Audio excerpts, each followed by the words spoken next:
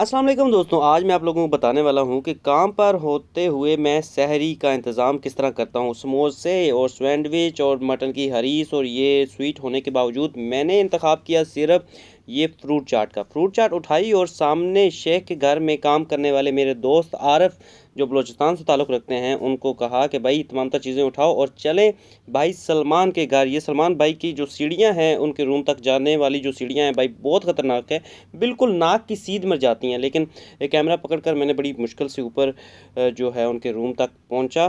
तो उन्होंने एक बड़ी प्यारी जो है बिल्ली रखी हुई है जिसका नाम उन्होंने रूबी रखा हुआ है, और ये गुजरात इंडिया से ताल्लुक़ रखते हैं जिनका नाम सलमान भाई है, और सुबह सुबह हमारे लिए उठकर गरम गरम सहरी तैयार करते हैं। तो आज मैंने भी थोड़ी सी उनकी मदद कर दी, और जो चिकन का सालन था रात को बचा था वो हमने गर्म किया, और साथ हमारे पास ज़ाफ़रान से बनी हुई खीर थी, मटन का सालन था, चिकन नगेट्स थे, समोसियाँ थीं, साथ में क्रीम रोल। एक्चुअली हमारे पास जो अफ्तारी में सामान सब कुछ बच जाता है वो ही हम सहरी में जो है उसको गर्म कर लेते हैं, वही खा लेते हैं, क्योंकि रात की ड्यूटी होती है।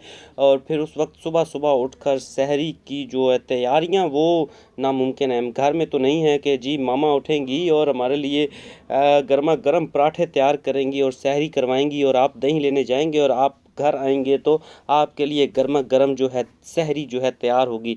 ये प्रदेश है मेरे भाइयों, यहाँ पर जो रात को बचा होता है वही सहरी में इस्तेमाल किया जाता है। सम टाइम केक्स होता है, फिर फ्रूट चाट, जो तमाम तर चीज़ें जो है या तो आपको होटल से ऑर्डर करना पड़ता है या फिर आप अपने रूम से तैयार करके लाएं और ठंडा सहरी में खाएं, या फिर आप भाई मेरी तरह इस तरह के जो दोस्त हैं अच्छे खासे जो हैं दोस्त बना लें क्लोज़, और जो आप लोगों को सुबह सुबह गर्मा गर्म सहरी करवाएं। तो मैंने अपने तमाम दोस्तों को कहा भाई सहरी कर लें, जल्दी जल्दी अजान होने वाली है। आखिर में मैंने खीर बनाई थी वो चखी तो इतने में ही अजान होना शुरू हो गई।